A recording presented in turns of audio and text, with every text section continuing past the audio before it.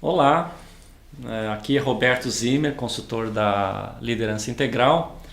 Hoje eu queria falar um pouquinho mais sobre aquele assunto, né, sobre as fases da vida, a transição entre a dimensão do ego e da alma, das necessidades do ego e da alma, mas dentro de um mapa, né, que a gente chama dos 7 níveis de consciência, que foi desenvolvido por um consultor britânico chamado Richard Barrett, né?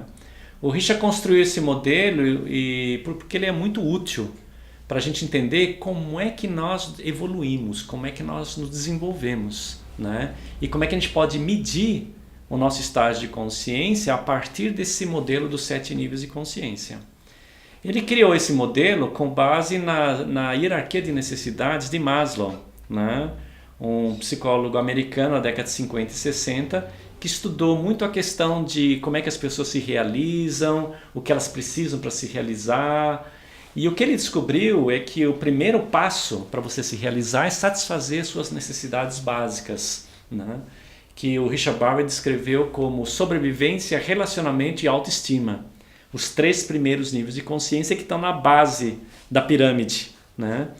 E olhando para aquele vídeo anterior, a gente percebeu que a primeira metade da vida, a gente está satisfazendo as necessidades do ego, que são essas 3.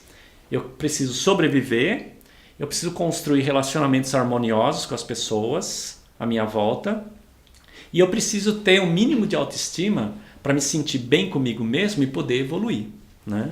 Aí existe um estágio intermediário, 4º nível de consciência, que o Barrett chamou de transformação.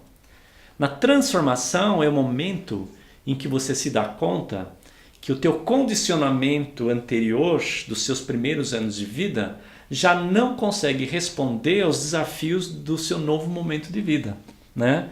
Que tudo que você aprendeu nos primeiros anos, embora tenha sido importante, agora, né, você no meio já da vida, né, você é o gerente de uma empresa com mais responsabilidades, uma família, filhos. Muito desse condicionamento e das crenças que você recebeu, elas começam a não responder, inclusive dificultar as suas decisões nesse momento da sua vida. Por isso que ele chamou isso de transformação.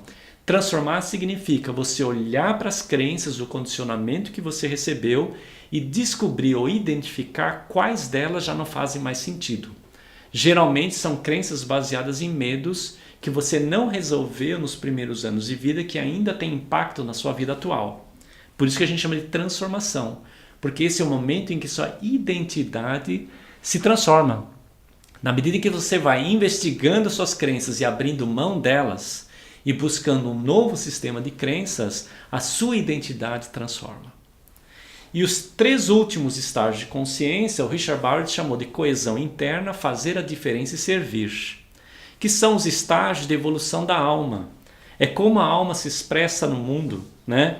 Primeiro, coesão interna, que é o alinhamento entre o que eu acredito que é importante e o que eu faço, né? Tem relação com o meu propósito, com a minha missão e minha visão. Segundo, fazer a diferença, que é me conectar com pessoas e organizações que têm um propósito ou valores similares aos meus para eu poder fazer a diferença no mundo. E o 3º nível mais profundo da alma é o servir. É você realmente fazer a diferença no mundo. É você expressar os seus talentos, as suas capacidades em relação a qualquer situação, grupo, organização que venha buscar desses recursos que você tem. Em termos do desenvolvimento da liderança, a gente pode usar esse mapa dos 7 níveis de consciência para poder medir, né, onde o líder está em termos de nível de consciência e o que ele precisa fazer para poder ampliar o seu estágio de consciência. Nos 3 primeiros níveis de consciência, o líder ainda não é um líder pleno, né? Ele é um chefe ou ele é um gerente, como a gente já tinha visto num vídeo anterior, né? Então, quais são os desafios desse chefe ou gerente para se tornar um líder? Primeiro, trabalhar os seus medos, né? Trabalhar os seus níveis de reatividade, o medo de escassez, que está ligado ao nível 1 de consciência, o medo de não fazer parte, que é um medo que está ligado ao 2º nível de consciência, e o medo de não ser importante, que faz parte do 3º nível de consciência. Quando esse chefe ou gerente consegue encarar esses medos e ultrapassá-los, ele começa a jornada de liderança, que começa no nível 4 de consciência, que é a transformação, né? E ele começa a despertar dentro dele o que a gente chama do líder autêntico, né?